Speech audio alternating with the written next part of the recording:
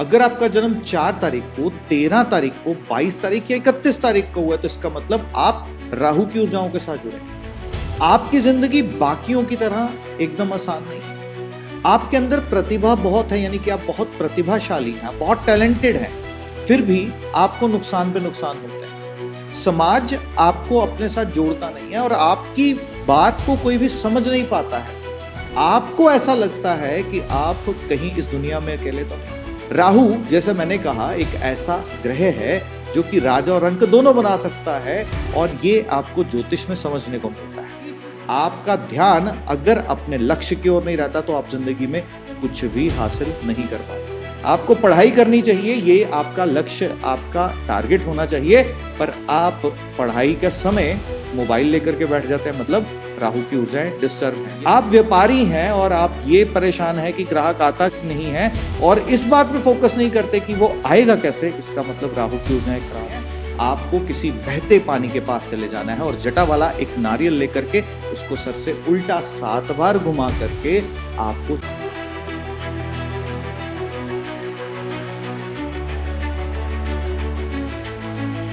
नमस्कार, मैं सारथी साहिल जैन ट्रिनिटी वास्तु की इस यात्रा में आप सब लोगों का बहुत बहुत स्वागत करता हूं।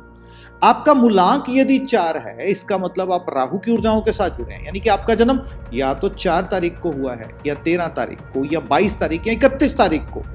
अगर सूक्ष्म स्वरूप से देखा जाए तो इन चारों के प्रभाव, चारों के रिजल्ट्स जो हैं वो अलग अलग मिलेंगे, पर अगर बाहरी सतह पर समझा जाए तो है तो राहु की ऊर्जाएं ही।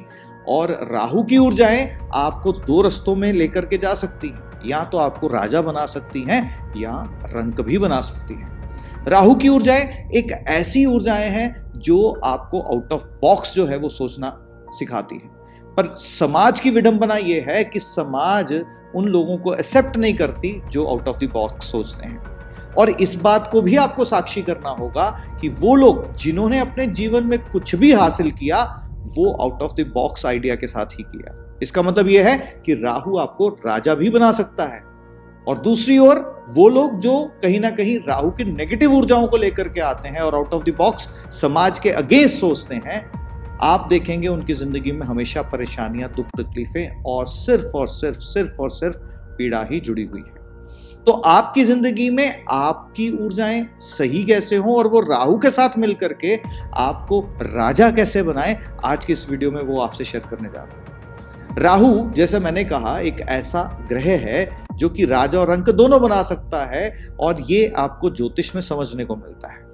राहु का कुंडली में राशियों के अंदर कोई अपना स्थान नहीं है, पर यह मिथुन राशि में जाकर के उच्च का प्रभाव देता है और धनु राशि में आकर के नीच का हो जाता है। मिथुन राशि जो कि बुध की राशि है और वहां पर राहु की उपस्थिति उसको उच्च का बनाती है, यानी कि बुध की राशि जो लोगों से मेल मिलाप करके एक सद्बुद्धि का उपयोग कर करके उच्च का बन सकती है, वो कहां बन सकती है? सिर्फ और सिर्फ मिथुन राशि में और राहु के प्रभावों के साथ। यानी कि आपका अगर मूलांक 4 है तो आपके पास ये प्रतिभा बहुत अच्छे से है, पर फिर भी इसका इस्तेमाल क्यों नहीं कर पाते? क्यों? क्योंकि आप धनु राशि में राहु जैसे कार्य करना शुरू कर देते हैं। धनु राशि किसकी है? वो बृहस्पति देव की। वो क्या बताती है कि जिंदगी के अंदर लक्ष्य को सेट कर करके उसको हासिल करना, पर वहीं जाकर के राहु नीच के हो जाते हैं। यानी कि आपका ध्यान अगर अपने लक्ष्य की ओर नहीं रहता तो आप जिंदगी में कुछ भी हासिल नहीं कर पाते। इसी को भगवान श्री कृष्ण भगवद गीता के अंदर अर्जुन को कहते हैं कि हे पार्थ, उठो और युद्ध लड़ो। युद्ध इसलिए लड़ो क्योंकि आपका कर्तव्य क्या है? काम करना। और भगवान श्री कृष्ण ये भी कहते हैं कि आंखें हैं तो हे पार्थ वो तो देखेंगे ही। देखना क्या है? वो तुम्हारा अधिकार क्षेत्र है। कान है तो वो सुनेंगे ही। सुनना क्या है? वो तुम्हारे ऊपर है। यानी कि भगवान श्री कृष्ण अर्जुन को राहु की एनर्जीज कैसे अलाइन करनी है वही समझाने का प्रयास कर रहे थे। यानी कि अपने लक्ष्य की ओर देख करके उसको भेदना सीखो। ठीक वैसे ही आपकी जिंदगी में अगर राहु की जो इंद्रियां हैं, क्योंकि मनुष्य रूपी शरीर 5 इंद्रियों पर चलता है, जिसमें से 4 इंद्रियां राहु के हिस्से में आती हैं, क्योंकि राहु क्या है? सर का हिस्सा। जब वो सर का हिस्सा है तो इसका मतलब देखना उसके हिस्से में आ रहा है, सुनना उसके हिस्से में आ रहा है, सूंघना उसके हिस्से में आ रहा है, टेस्ट करना भी उसके हिस्से में आ रहा है। जब ये सारा इसके हिस्से में आ रहा है तो इसका अर्थ क्या है कि आप अगर देखें वो जो आपको आपके लक्ष्य तक लेकर के जाए तो आप राजा बनेंगे। आप सुने वो जो आपको सुनना है तो राजा बनने से कोई नहीं रोक सकता। आप गंध वो लें जो आपको लेनी चाहिए तो राजा बनने से कोई नहीं रोक सकता। और आप स्वाद भी वही लें जो आपको लेना चाहिए तो राजा बनने से कोई नहीं रोक सकता। इसको उदाहरण के तौर पे समझिए। अगर आप स्टूडेंट हैं और मुझे सुन रहे हैं, आपको पढ़ाई करनी चाहिए, ये आपका लक्ष्य, आपका टारगेट होना चाहिए, पर आप पढ़ाई का समय मोबाइल लेकर के बैठ जाते हैं, मतलब राहु की ऊर्जाएं डिस्टर्ब हैं। यानी कि जो लक्ष्य आपने केंद्रित किया था ना, उस पर आप टिक नहीं पाए। अगर आप जॉब के अंदर हैं और जॉब के अंदर बैठ करके सिर्फ बहाने बनाने की कोशिश करते हैं कि कैसे भी कर करके ये महीना निकल जाए और बॉस को कुछ ना कुछ कह करके जवाब देते, तो इसका मतलब राहु की ऊर्जाएं सही नहीं है।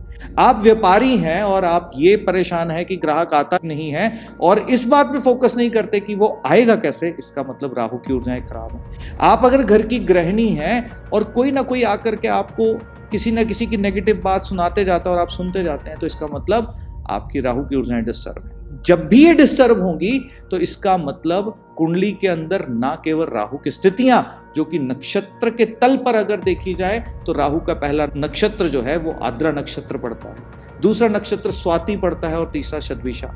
ये 3 नक्षत्र की ऊर्जा भी कहीं ना कहीं खराब होना शुरू होती है। ये आपकी कुंडली में कहां पड़ते हैं उसके आधार पर इसके नेगेटिव प्रभाव देखने को मिलेंगे। ठीक अगर आपने इसको केंद्र में ले आए और आप देखेंगे आपकी जिंदगी में आपको राजा बनने से कोई नहीं रोक सकता। तो इसका मतलब यह है कि राहु को साधना बहुत जरूरी है। डिस्ट्रैक्शन कैसे होती है ये मैंने आपको शेयर किया। अब इसको साधना कैसे है, इस बात को ध्यान से सुनिएगा, इसको ध्यान से समझिएगा। सबसे पहले तो आपको अपने ध्यान को एक जगह लगाने की प्रैक्टिस करनी होगी, यानी कि सीखना होगा, समझना होगा कि ध्यान को एक जगह केंद्रित कैसे करते हैं। आप 10 मिनट अगर मेडिटेशन के लिए बैठेंगे आप वो भी नहीं कर पाएंगे। क्यों? क्योंकि आपके अंदर भटकाव बहुत है। तो उसको एकाग्र कैसे करना है? दीवार पे एक बिंदु बना लीजिए और उसको त्राटक की क्रिया कहते हैं। अगर आप उसको देखना शुरू करते हैं, आपके राहु की ऊर्जाएं बिल्कुल ठीक होना शुरू होती है। राहु के लिए भगवान श्री शिव का प्रसाद जो है वो 8-मुखी रुद्राक्ष है। 8-मुखी रुद्राक्ष अगर बच्चा धारण कर ले तो उसका ध्यान स्टडीज में फोकस कर देता है। जॉब वाला अपने टारगेट को अचीव करने में लगा देता है। बिजनेस करने वाला क्लाइंट्स को कैसे अपने पास बुलाना है उसमें सक्षम हो जाता है।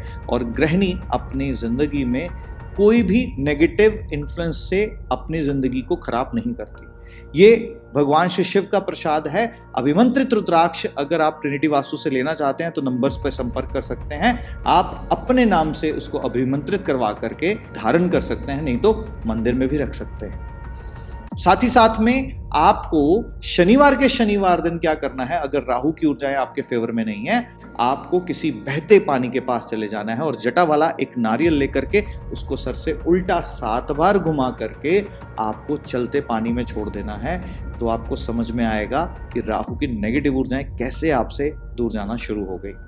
मच्छमणि अगर आप धारण कर सकते हैं तो वो भी आपके लिए बहुत अच्छा है, आपके लिए सुंदर रिजल्ट्स जो है वो लेकर के आती है।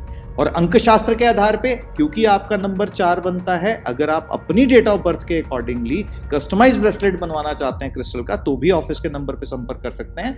अन्यथा जो रेमेडीज मैंने आपको बताई हैं कि आप पहले फोकस को प्रगाढ़ कीजिए। कैसे? कैंडल जला करके उसके लो पर फोकस कर करके अपने फोकस को प्रगाढ़ कीजिए। साथ ही साथ में एक नियम और पालन कीजिएगा कि आपको दिन में कोई एक संकल्प लेना है और उसको पूरा करना है। जब तक वो पूरा नहीं होगा तब तक आपको उसको छोड़ना नहीं है। ये राहु को ठीक करने का कार्य जो है वो अपने आप होना शुरू हो जाएगा। पुराने समय में लोग शिखा बांध करके रखते थे। वो जो शिखा है वो राहु की ऊर्जाओं को कंट्रोल करने का कार्य करती थी। आपकी जिंदगी में अगर कोई ऐसा व्यक्ति है जो 4 नंबर की ऊर्जाओं के साथ जुड़ा है और जिसको कहीं ना कहीं जिंदगी में हर तरह की तकलीफें और परेशानियों का सामना करना पड़ रहा है, उस व्यक्ति को ये वीडियो जरूर शेयर कीजिए ताकि उसकी जिंदगी में जो आउट ऑफ द बॉक्स वो सोचता है उसको अलाइन कर करके अपनी जिंदगी में लक्ष्य को साध पाए। और आप लोगों की जिंदगी में कौन सी तकलीफ, कौन सी परेशानी चल रही है, कमेंट सेक्शन में जरूर लिखिए ताकि मैं अगली वीडियो उस टॉपिक पर बनाऊं।